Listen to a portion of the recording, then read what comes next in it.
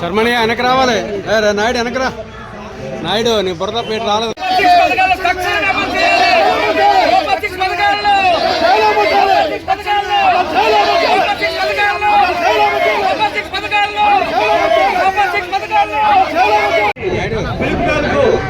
మన జిల్లా పెద్దలు శ్రీ బొత్స సత్యనారాయణ గారి నాయకత్వంలో, మన శ్రీ మంచి శ్రీనివాస గారి నాయకత్వంలో జిల్లా వ్యాప్తంగా ప్రతి ఒక్క నియోజకవర్గంలో ఈ వెన్నుపోటు దినం అనే కార్యక్రమం ఏ విధంగా జరుగుతూ ఉందో మన సొంతవరకోట నియోజకవర్గంలో ఇంకా ప్రత్యేకంగా ఈరోజు ఈ నియోజకవర్గ కార్యకర్తలు ప్రజలందరూ చేయడం జరుగుతుంది.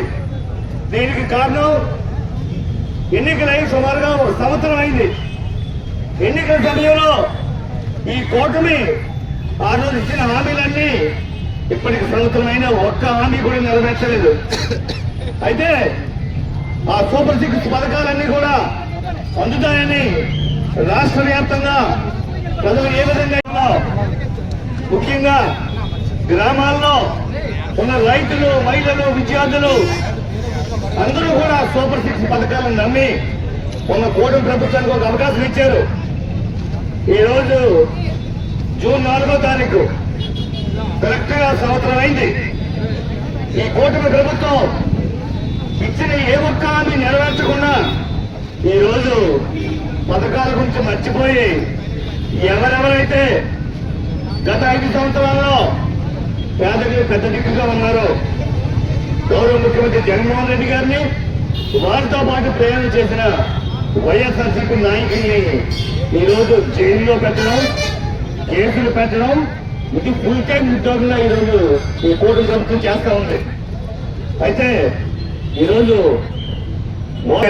మరొకసారి ఈ రాష్ట్ర ప్రజానీకానికి తెలియజేయడం కోసమే ఈరోజు ఈ వెన్నుపోటు దినం కార్యక్రమం పెట్టారు. అయితే మొన్న ఎన్నికల్లో ఎవరెవరైతే ఆర్థికంగా ఉన్నారో వాళ్ళ జీవితాలు బాగుపడాలంటే ఈ సూపర్ 6 పథకాలు వచ్చి వాళ్ళ కుటుంబాలు బాగుపడాలని ఆశపడ్డారు. వాళ్ళందరికీ కూడా ఈ సంవత్సరంలో వెన్నుపోటే మిగిలింది. ఈ చంద్రబాబు నాయుడు గారు వెన్నుపోటు అంటే ఆయనకి వెన్నతో పెట్టిన విద్య.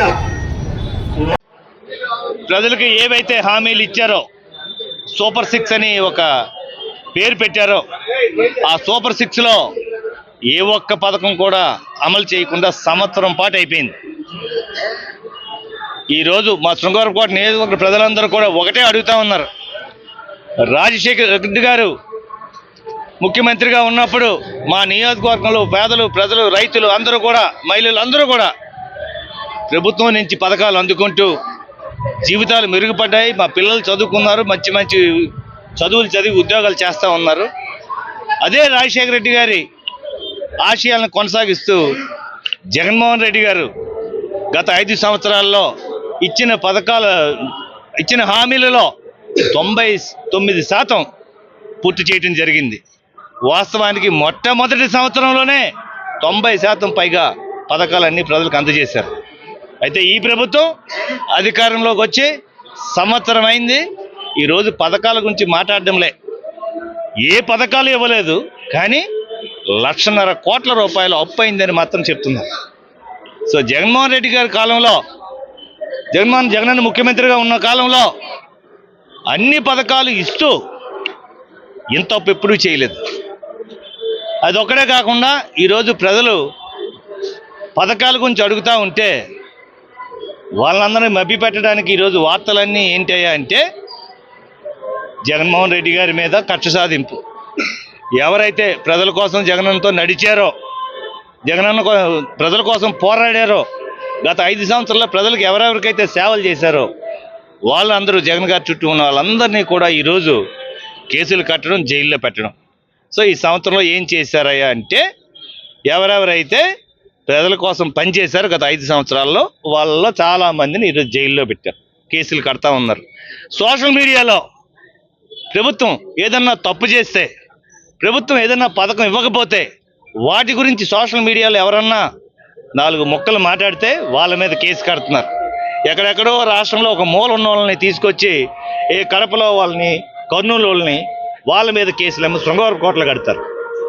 శృంగవరపుకోట నియోజకవర్గంలో ప్రజల కోసం కష్టపడే వాళ్ళు ఎవరన్నా ఉంటే వాళ్ళని తీసుకెళ్లి అనంతపూర్లో కేసు కడతారు. ఈ సంవత్సరం పాటు ఈ ప్రభుత్వం చేస్తుంది కేవలం కక్ష సాధింపు కార్యక్రమం మాత్రమే. అయితే ఈరోజు ఈ మోసపోయిన ప్రజలు ఏదైతే ఈ కూటమి ప్రభుత్వం పేద ప్రజలు వెన్ను పొడిచిందో, అందుకే ఈరోజు వెన్నుపోటు దినంగా ప్రజల తరపున మనం పోరాడాలని ఈరోజు జగన్మోహన్ రెడ్డి గారు మాకు ఇచ్చిన ఆదేశాల మేరకు మా నాయకుడు శ్రీ బొత్స సత్యనారాయణ గారి నాయకత్వంలో, మా జిల్లా పార్టీ అధ్యక్షుడు శ్రీ మధ్య శ్రీనివాసరావు గారి సారథ్యంలో మా జిల్లాలో ఉన్న ప్రతి ఒక్క నియోజకవర్గంలో కూడా ప్రజల తరపున పోరాడడానికి మా వైఎస్ఆర్ కాంగ్రెస్ పార్టీ కార్యకర్తలందరూ ఈరోజు వచ్చి ఇంత విజయవంతంగా ఈ కార్యక్రమం చేశారు. అయితే ఈరోజే కాదు, ప్రభుత్వం మీద ఒత్తిడి తీసుకొని వస్తూనే ఉంటాం. ఎప్పటికీ కూడా ప్రభుత్వం ఈ పథకాలు ఇవ్వకపోయినా, సరైన పరిపాలన అందించకపోయినా, కక్ష సాధింపు కార్యక్రమం చేసిన ప్రజల తరపున ఖచ్చితంగా మేము పోరాడతామని, రాబోయే కాలంలో ఎంత కష్టమైనా నష్టమైనా భరిస్తాం, ప్రజల కోసం నిలబడతాం. మళ్ళీ జగనన్న నాయకత్వంలో ప్రజలందరికీ కూడా మంచి జరిగేలాగా మేము పోరాడతామని చెప్పి మీకు అందరికీ తెలియజేస్తా ఉన్నాం.